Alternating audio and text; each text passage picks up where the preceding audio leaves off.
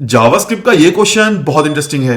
यहां पर हमारे पास नंबर जीरो है जिसे हम कंपेयर कर रहे हैं स्ट्रिंग जीरो के साथ यूजिंग डबल इक्वल टू, और फिर हम नंबर जीरो को कंपेयर कर रहे हैं एक एम्प्टी एरे के साथ, और फिर हम स्ट्रिंग जीरो को कंपेयर कर रहे हैं एक एम्प्टी एरे के साथ, और हमें सिंपली बताना है कंसोल में क्या लॉग होगा। तो जब हम इस प्रोग्राम को रन करेंगे कंसोल में हमें ट्रू ट्रू और फॉल्स देखने को मिलेगा। अब समझ लेते हैं हमें ऐसा आउटपुट क्यों मिला।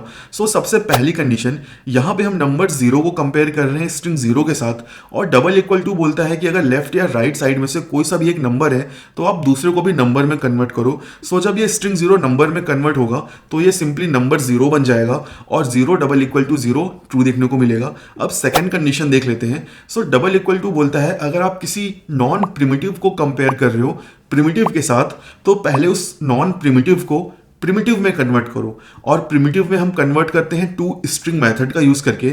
जब ये एम्प्टी एरे स्ट्रिंग में कन्वर्ट होगा तो ये एक एम्प्टी स्ट्रिंग बन जाएगा, और फिर इस एम्प्टी स्ट्रिंग को हमें नंबर में कन्वर्ट करना पड़ेगा बिकॉज जो हमारा लेफ्ट साइड है वो नंबर है। जब हम एम्प्टी स्ट्रिंग को नंबर में कन्वर्ट करते हैं तो हमें जीरो मिलता है।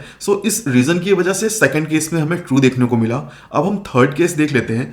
थर्ड केस में क्या होगा, जब मेरा ये एम्प्टी एरे स्ट्रिंग में कन्वर्ट होगा तो ये बन जाएगा एम्प्टी स्ट्रिंग, और यहां पे हम सेम टाइप का कंपेयर कर रहे हैं स्ट्रिंग टू स्ट्रिंग।